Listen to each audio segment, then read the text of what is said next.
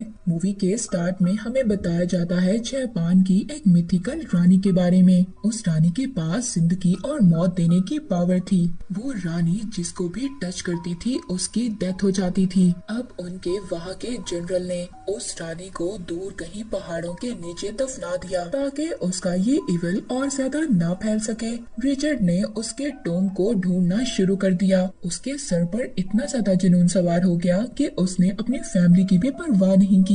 Richard की एक बेटी भी थी लारा, जिसको वो अकेला छोड़कर चले गए थे। और अब हमें मूवी में लारा दिखाई जाती है जो कि एक बॉक्सर बन गई थी। साथ ही वहाँ के ऑनर आते हैं और कहते हैं कि तुम्हारी मेंबरशिप फी अभी भी बाकी है। यहाँ से हमें लारा की स्टोरी के बारे में पता चलता है कि लारा के फादर जो रिचर्ड थे, जो उस रानी की तलाश में निकले थे, वो कभी वापस आए ही नहीं। और फिर इसके बाद वहाँ की गवर्नमेंट ने ये अनाउंस कर दिया कि वो मर चुके हैं। पर लारा के पास पैसों की कमी नहीं थी। उसके फादर ने उसके लिए बहुत सारी प्रॉपर्टी छोड़ी थी, पर वो इस बात को मानने के लिए तैयार ही नहीं थी कि उसके फादर की डेथ हो गई है। उसके फादर की बिजनेस पार्टनर भी बार बार उसको समझाती थी, मगर फिर भी लारा प्रॉपर्टी के पेपर साइन करने से इनकार कर देती है। उसको अभी भी ये उम्मीद थी कि उसके फादर जिंदा है। लास्ट में उसके फादर की बिजनेस पार्टनर उसको साइन करने के लिए मना लेती है। अगर वो ऐसा ना करती तो उसकी सारी प्रॉपर्टी ऑक्शन में चली जाती। साथ ही साथ जब वो पेपर साइन कर रही थी तो उसको ये भी पता चलता है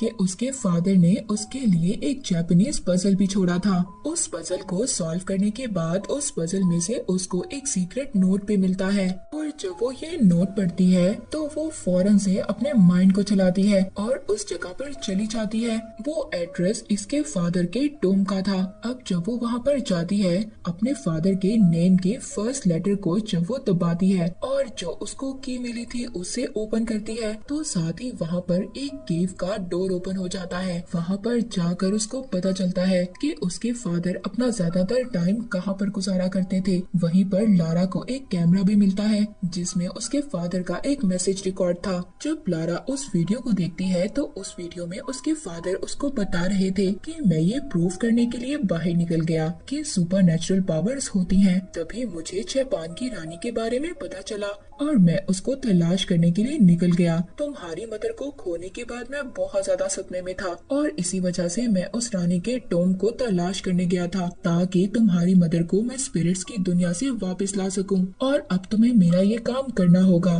तुम्हें उस रानी से मुतालिक जितनी भी इंफॉर्मेशन है सारी डिस्ट्रॉय करनी होगी ताकि वो कभी भी किसी गलत इंसान के हाथ न लगे। अब जब लारा ये मैसेज सुनती है तो वहाँ पर वो सभी चीजों को देखने लगती है। अब लारा जब वहाँ पर सारी इंफॉर्मेशन पढ़ती है तो उसको पता चलता है कि उसके फादर की किसने हेल्प की थी। अब वो अपने फादर की कोई चीज उधार रखकर कुछ पैसे जमा करती है और हांगकांग के लिए निकल जाती है और फौरन से उस शिप को ढूंढने लगती है जहाँ पर लास्ट बार इसके फादर को उस शिप में देखा गया था। पर तभी जब लारा वो शिप ढूंढ रही थी तो वहाँ पर कुछ चोर आ जाते हैं, उसका बैग चुरा कर भाग जाते हैं। पर उन चोरों ने गलत लड़के से बैग चुरा लिया था। लारा उन चोरों का पीछा करती है, उनको अपनी बॉक्सिंग स्किल से हरा देती है और अपना बैग वापस करने पर मजबूर कर देती है। पर अब लारा को वो शिप भी मिल गया था। उस शिप के ऑनर से जब लारा बात करती है तो उस शिप का ऑनर बताता है कि मेरे फादर ने तुम्हारे फादर की हेल्प की थी, मगर मेरे फादर भी तुम्हारे फादर की हेल्प करने के बाद कभी भी नहीं वापस आए। मुझे नहीं पता वो जिंदा है या मर गए। अब लारा उस शिप के ऑनर को कहती है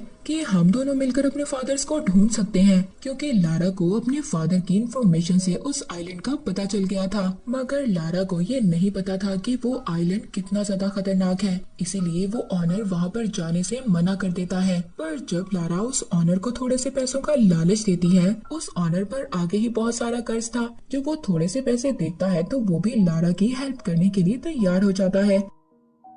अब सफर के दौरान लारा अपने फादर के सारे पजल्स को सॉल्व करती है, जिसमें उसको पता चलता है कि उस रानी हिमिको के पीछे और भी इवल ग्रुप था जो उस रानी को ढूंढने की तलाश में थे। अब जब लारा पजल सॉल्व करते करते शिप में ही सो गई थी, तभी वो एक झटके से जाग जाती है क्योंकि उनका शिप उस आइलैंड तक पहुंच गया था और वहाँ पर बहुत खतरनाक लहरें थी। अब जब वो शिप का ऑनर अपने शिप को कंट्रोल नहीं कर पाता तो वो लारा से कूदने का कहता है। लारा अपने फादर के सभी पेपर्स को समेट रही थी। इतने में एक लहर आती है और लारा को अपने साथ ले जाती है, पर वो तूफान इतना ज्यादा खतरनाक था। लारा उस तूफान से बचते हुए समंदर में कूद जाती है और उनका शिप एक पत्थर से टकरा गया था। उनके शिप के टुकड़े टुकड़े हो जाते हैं। लारा को जब होश आता है तो वो एक ग्रुप के सामने थी। उस ग्रुप का लीडर लारा को ये बताता है कि उस रानी के टॉम को ढूंढने के चक्कर में मैंने तुम्हारे फादर की जान ले ली। अब जब लारा के बैग से लारा के फादर का उसको जर्नल मिलता है। अब वो लोग लारा को भी लेबर बना लेते हैं और हिमिको के एड्रेस की तरफ निकल पड़ते हैं। वहाँ पर शिप का ऑनर भी था, वो लारा की हेल्प करता है, लारा को भागने का कहता है। तभी लारा जब भाग रही थी तो भागते भागते वो तेज पानी की लहर में डूब जाती है। लारा इससे पहले डूब जाती, वहाँ पर एक क्रैश प्लेन मिलता है, वो उसको पकड़ लेती है, पर वो बेचारी वहाँ पर क्या करती, उसके वजन से वो प्लेन टूटने लगता है। लारा थोड़ी सी हिम्मत दिखाती है, वो तेज भागती है और उस प्लेन के मेन पार्ट को पकड़ लेती है। वो बेचारी थोड़ा सा सांस लेती, इससे पहले वो प्लेन सारे का सारा टूटकर नीचे गिर जाता है। तभी लारा को उस प्लेन से एक पैराशूट मिलता है, वो पैराशूट ओपन करती है और जंगल में क्रैश लैंडिंग करती है। रात हो गई थी, उसको जंगल में कोई भी नजर नहीं आता जो उसकी हेल्प करता। तभी एक आदमी उसको देखकर भाग जाता है। लारा जब उसका पीछा करती है तो ये आदमी कोई और नहीं बल्कि उसके फादर थे। लारा के फादर अपनी बेटी को इतने सालों बाद देखकर बहुत ज्यादा खुश होते हैं। उनकी आंखों से आंसू आ रहे थे, पर जब सुबह होती है तो लारा उस ग्रुप के बारे में अपने फादर को बताती है कि उन लोगों ने उसके फादर की बुक ले ली थी जिसमें सारी इन्फॉर्मेशन लिखी हुई थी। तो उसके फादर ये सुनकर बहुत ज्यादा नाराज होते हैं, कहते हैं लारा तुमने मेरा मैसेज नहीं सुना, मैंने उसमें कहा था कि तुम्हें इन चीजों को डिस्ट्रॉय करना होगा और अब तुम्हें पता है पूरी दुनिया खतरे में है। अब तभी लारा जल्दी से वहाँ की तरफ भागती है और अपने तीरों से उन लोगों पर अटैक करती है। उन लोगों को वो टॉम तो मिल जाता है, मगर उसका एंट्रेंस कैसे था ये नहीं पता था। वहाँ पर लारा के फादर रिचर्ड भी पहुँच गए थे। लारा के फादर को उस ग्रुप के लीडर ने पकड़ लिया था। अब लारा को ही एंट्रेंस का पजल सॉल्व करना पड़ता है। लारा अपने दिमाग से पजल को सॉल्व करती है और उस टूम का डोर ओपन हो जाता है। अब यहाँ पर एक एक कर वो लोग उस केव के अंदर आते हैं, पर उनका एक गलत कदम वहाँ पर उस लीडर के आदमी की जान ले लेता है। वो वहाँ पर एक खाई देखते हैं जहाँ पर बहुत सारे स्केलेटन थे। ये देखकर वो बहुत ज्यादा शॉक्ड हो जाते हैं। वहाँ एक वॉल पर उनको एक और पजल नजर आता है। अब जब वो उस पजल को देख ही रहे थे तभी वहाँ पर केव का दरवाजा बंद हो जाता है और उनके पाँव के नीचे से जमीन खत्म हो रही थी। लारा भी गिरते गिरते बचती है। अब जब दोबारा से उनकी नजर उसी वॉल पर पड़ती है तो वो पजल ही यहाँ से निकलने का रास्ता था। अब वो वहाँ पर अलग अलग किस्म के अलग अलग कलर्स के क्लूज लगाते हैं, मगर कोई भी क्लू फिट नहीं हो रहा था। लारा को तभी समझ आती है कि ग्रीन कलर आजादी का कलर है। तभी वो जल्दी से ब्लू और रेड को मिक्स कर ग्रीन कलर बनाती है और वहाँ का दरवाजा ओपन हो जाता है।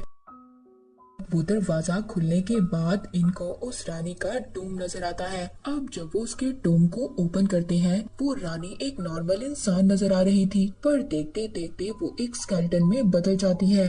जब वहाँ पर उस लीडर का एक साथी उस रानी को उठा रहा था तभी उसके हाथ पर इन्फेक्शन हो जाता है और एक दर्दनाक इन्फेक्शन से वो चीख कर मर जाता है। अब लारा जब उन्हें सभी पजल्स और वहाँ की पेंटिंग्स को देखती है तो उसको समझ आता है कि ये रानी कोई जादूगरनी नहीं थी बल्कि इसको तो कोई इन्फेक्शन हो गया था और यही वजह थी कि ये रानी जिसको भी हाथ लगाती थी वो मर जाता था और उसने अपने मन से खुद को सेक्रीफाइस किया। वो ये नहीं चाहती थी कि उसकी वजह से पूरी दुनिया खत्म हो जाती। रिचर्ड और लारा उस लीडर को मना करती हैं कि इसको यहाँ से हमें नहीं ले जाना चाहिए, पर वो लीडर उनकी कोई भी बात नहीं मानता और उस रानी की एक उंगली काट कर अपने पास रख लेता है। अब वो लीडर तो उस रानी की एक उंगली ले गया था, पर तभी वहाँ पर रानी के वॉरियर्स आ जाते हैं। वो लारा पर अटैक करते हैं, पर अब एक वॉरियर के टच करने से लारा के फादर रिचर्ड को इन्फेक्शन हो गया था। लारा जब अपने फादर के पास आती है तो उसके फादर उसको समझाते हैं कि हम में से यहाँ पर एक को रहकर इस टोम को डिस्ट्रॉय करना होगा ताकि कोई भी दोबारा इस टोम को ढूंढ ना सके और वैसे भी बेटा अब मैं नहीं बच सकता, तुम्हें मुझे यहाँ पर छोड़कर जाना होगा। लारा जब ये सुनती है जिसको इतने सालों बाद उसके फादर मिले थे, वो बहुत ज्यादा टूट जाती है और बहुत ज्यादा रोती है। पर अब वो अपने फादर को आखिरी गुड बाय कहती है और वहाँ से उस लीडर वोगल को ढूंढने लगती है। लारा को वो लीडर मिल जाता है। लारा उसकी खूब पिटाई करती है, पर वो लीडर लारा को भी मार रहा था। वो लीडर जो रानी की फिंगर लाया था। लारा उस उंगली को उस लीडर के मुंह में डालकर उन्हें स्केलेटन के दरमियान में उसको फेंक देती है। तभी वहाँ पर टॉम भी ब्लास्ट हो जाता है। लारा तेज भागती है और वो अपनी स्पीड से एग्जिट डोर की तरफ आ गई थी, पर तभी वो वहाँ पर फंस जाती है। उसकी ये लक थी कि वहाँ पर वही शिप का ऑनर था, वो उसको बचा लेता है। वहाँ पर एक हेलीकॉप्टर भी आ गया था। अब उस हेलीकॉप्टर को हाईजैक करने के बाद सभी लोग बिल्कुल ठीक उस आइलैंड से बाहर आ जाते हैं।